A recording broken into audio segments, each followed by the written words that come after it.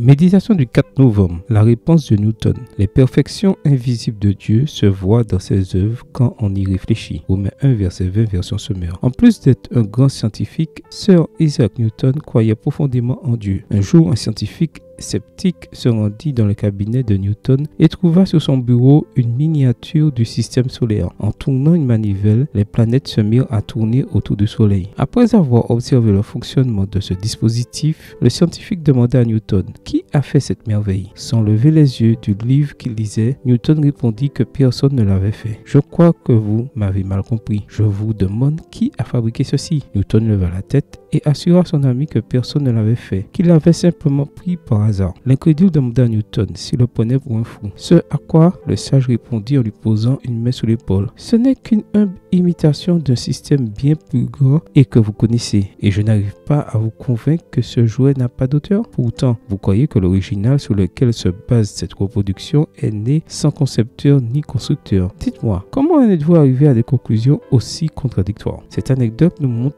l'incongruité qu'il y a à nier l'existence de Dieu devant les merveilles de sa création. L'apôtre Paul a déclaré « Car depuis la création du monde, les perfections invisibles de Dieu, sa puissance éternelle et sa divinité se voient dans ses œuvres quand on y réfléchit. Ils n'ont donc aucune excuse. » Romains 1, verset 20, version Semeur. Dieu nous a donné suffisamment de preuves dans la nature et dans l'histoire de sa réalité et de sa gloire. Quels sont les aspects de la nature qui te poussent à t'émerveiller et à reconnaître sa grandeur en tant que créateur? Quelle preuve de son existence trouves-tu dans l'ordre et la complexité des systèmes naturels? Que ta vie soit un acte constant d'adoration à celui qui a fait le ciel, la terre, la mer et les sources d'eau. Apocalypse 14, verset 7. Amen. Bonne journée à toi et que le Seigneur te bénisse.